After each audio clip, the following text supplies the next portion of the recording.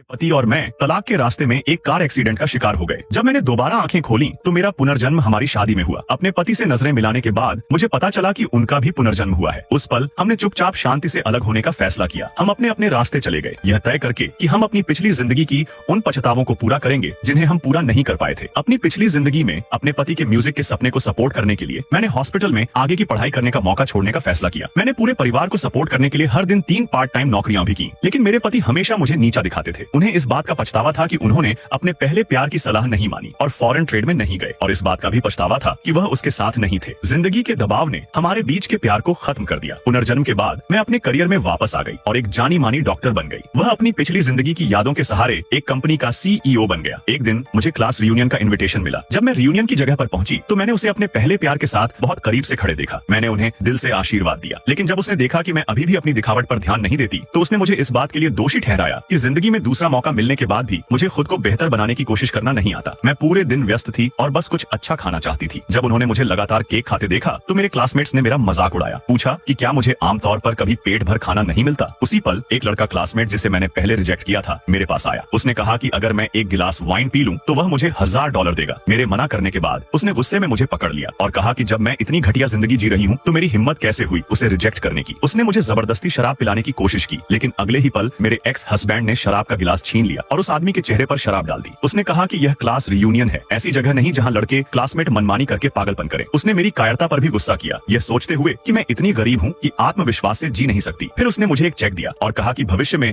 मैं अपना ख्याल रखूं। मैंने उसका चेक लेने से मना कर दिया और उससे कहा कि मैं अजनबियों से कुछ भी नहीं लेती। फिर मैंने सबसे कहा कि मेरे पास पैसे की कमी नहीं है, इसलिए मुझे किसी की चैरिटी की जरूरत नहीं है। तभी उन्होंने देखा कि सबसे अमीर आदमी का बेटा आया। उन्होंने तुरंत मुझे एक तरफ धकेल दिया। सब उससे दोस्ती करना चाहते थे। लड़के के बगल में खड़े बॉडीगार्ड्स ने उन्हें रोक दिया। इस समय मेरे एक्स हस्बैंड के पहले प्यार ने छोटे लड़के से पूछा कि वह क्या खाना चाहता है। लड़के ने उसे सीधे धक्का दिया और मेरे पास भागा जो पीछे खड़ी थी। उसने मुझे कसकर गले लगाया और जोर से मां चिल्लाया।